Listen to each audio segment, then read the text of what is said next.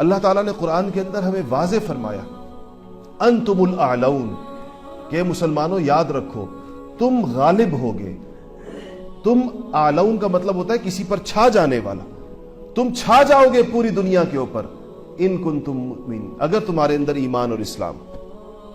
تم کوالیفائی کرو اس کے لیے، اس کا استحقاق پیدا کرو تو میں تمہیں غلبہ دے دوں گا.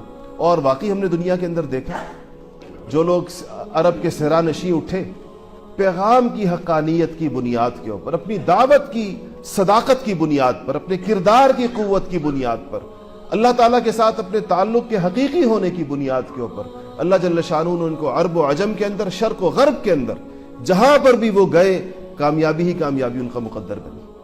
تمام منصف مزاج مستشرقین اس بات کو لکھتے ہیں کہ اسلام کے اس ابتدائی 50 سالہ دور کی فتوحات تاریخ انسانی کے اندر حیران کن. وہ کہتے ہیں دنیا میں اور فاتح بھی گزرے ہیں جیسے سکندر رومی کہا جاتا ہے اور بہت سارے دنیا کے فاتحین ہیں، لیکن ان فاتحین نے اپنے پیچھے آثار نہیں چھوڑے تھے. ان کی فتح ایسے ہوتی تھی کہ وہ فتح کے گھوڑے دوڑاتے ہوئے ایک علاقے میں جاتے تھے، وہاں سے جب وہ گزر گئے تو بس اس علاقے کی لوٹ مار کی، اس علاقے کی چیزیں سنبھالی، اور جب وہاں سے گزر گئے ان کے آثار بھی ختم ہو جایا کرتے تھے. لوگوں نے ان کا دین قبول نہیں کیا، لوگ ان کی زبان قبول نہیں کی، لوگوں نے ان کی تہذیب اور ثقافت قبول نہیں کی. بس وہ ایک ہوا کا ریلا ہوتا تھا جو آتا تھا اور چلا جاتا تھا. جیسے تاتاری اٹھے اور آنے واحد کے اندر جیسے کوئی آندھی کے بگولوں کی طرح پورے عالم اسلام کے اوپر چھا گئے، لیکن نہ تاتاریوں کی زبان کسی نے قبول کی، نہ تاتاریوں کا مذہب کسی نے قبول کیا، نہ ان کے پاس کوئی لٹریچر تھا، کوئی شاعری تھی، کوئی ادب تھا، کوئی تہذیب تھی، کوئی ثقافت تھی. بس ایک تلوار تھی ان کے پاس، خون آشام تلوار تھی، جہاں سے گزرتے تھے سروں کے مینار بناتے تھے اور نہروں کے اندر اور خون کی نہریں بہاتے تھے، اور کوئی آثار نہیں چھوڑے.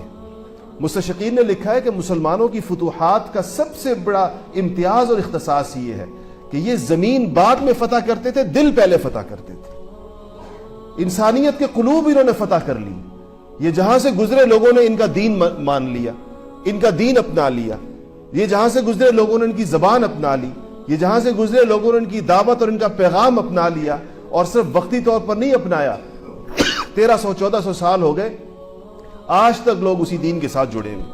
دنیا کے اندر اس کی کوئی مثال موجود نہیں ہے کہ جس علاقے کو صحابہ کرام نے فتح کیا اور اس کے نتیجے میں وہ لوگ مسلمان ہوئے، وہاں کوئی بھی ارتداد کی لہر پھیلی ہو، وہ لوگ اجتماعی طور پر مرتد ہوئے. اس کی مثال جمال الوجود بذكر الإله وتصفو الحياة بنور هداه.